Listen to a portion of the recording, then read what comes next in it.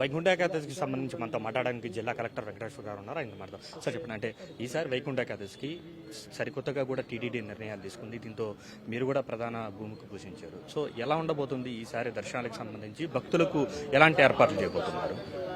ఈసారి వైకుంఠ ఏకాదశి డిసెంబర్ 30 నుంచి జనవరి 8 తారీఖుల వరకు 10 రోజుల వరకు కూడా జరుగుతుంది.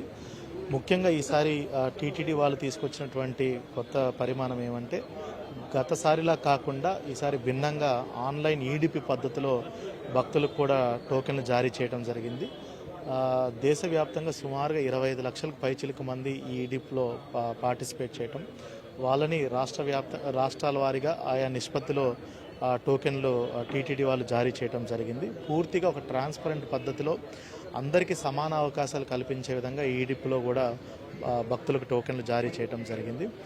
వీళ్ళందరికీ కూడా నిర్దిష్టమైనటువంటి రోజున నిర్దిష్టమైన టైంన వాళ్ళకి అలాట్ చేస్తూ వాళ్ళని ఐడెంటిఫై చేసే ప్రక్రియ కూడా టీటీడీ వాళ్ళు ప్రత్యేక ఏర్పాట్లు చేసి వాళ్ళందరికీ కూడా మంచి దర్శన భాగ్యం కూడా ఏర్పాటు చేసే విధంగా కూడా చర్యలు తీసుకున్నారు. అంటే మీరు ఇంత అద్భుతంగా చేస్తున్నప్పటికీ సోషల్ మీడియా వేదికగా మాత్రం కొన్ని వదంతులు అయితే వ్యాప్తి చెందుతున్నాయి. తిరుమలకి ఎవరూ రాకూడదు ఆ 3 రోజుల పాటు అంటూ కూడా ఒక ప్రచారాన్ని అయితే కొనసాగిస్తున్నారు. దొంగ టోకన్లు అనేది కూడా సృష్టిస్తున్నటువంటి పరిస్థితి.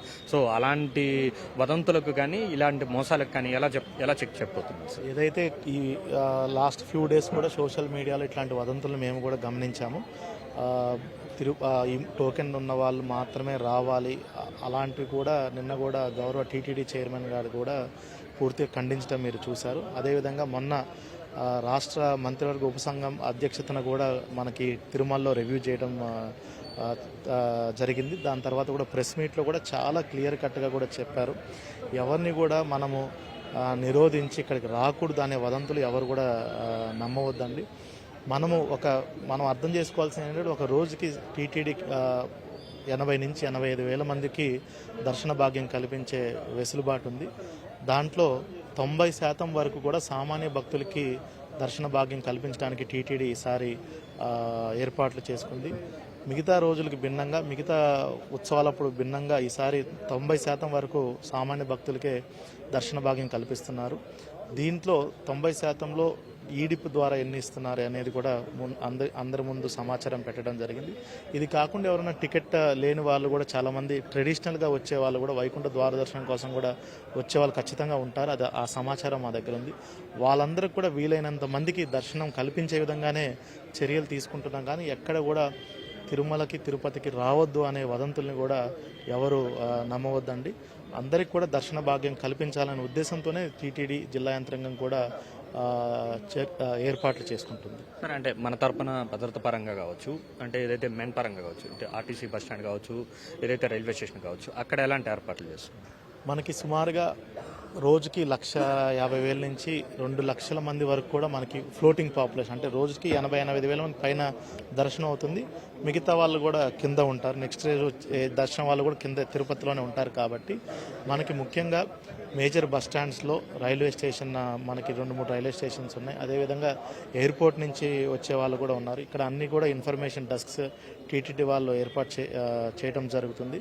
అదేవిధంగా మనకు తిరుపతిలో సీసీ కెమెరాలు అండ్ మనకి డ్రోన్ సహాయంతో మొత్తం కమాండ్ కంట్రోల్ రూమ్ తిరుపతిలో ఒకటి, అదేవిధంగా తిరుమలలో మనం డ్రోన్లు వాడకూడదు కాబట్టి అక్కడ సీసీ కెమెరాలతో అక్కడ ఆర్టిఫిషియల్ ఇంటెలిజెన్స్ ద్వారా కమాండ్ కంట్రోల్ రూమ్ ఏర్పాటు చేసి టెక్నాలజీని పూర్తిగా వాడుకొని ప్రజలందరికీ కూడా ఎక్కడ ఎక్కువ శాతం గుమిగూడకుండా వాళ్ళందరినీ ఫ్రీ ఫ్లో ఆఫ్ మూమెంట్ ఉండే విధంగా, అదేవిధంగా ప్యారలల్గా ఎటువంటి అవాంఛనీయ సంఘటనలు జరగకుండా కూడా పైన విజిలెన్స్ వాళ్ళు, కింద పోలీస్ డిపార్ట్మెంట్ వాళ్ళు పూర్తిగా చర్యలు తీసుకున్నారు.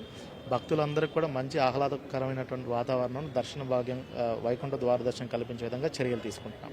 Thank you. ఎస్, ఇది జిల్లా కలెక్టర్ గారు చెప్తూ వస్తున్నారు. దాదాపు రోజుకు 60 నుంచి 70 వేల మందికి పైగా కూడా తిరుమలకు వచ్చేటువంటి అవకాశం ఉంది. దాని తర్వాత వచ్చేటువంటి వారందరికీ కూడా కనులారా శ్రీవారి దర్శన భాగ్యాన్ని కల్పిస్తాము.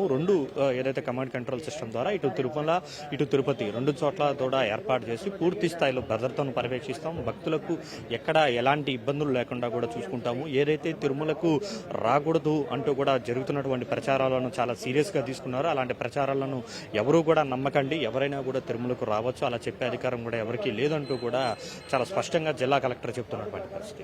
Camera person Karthik, Tirupati.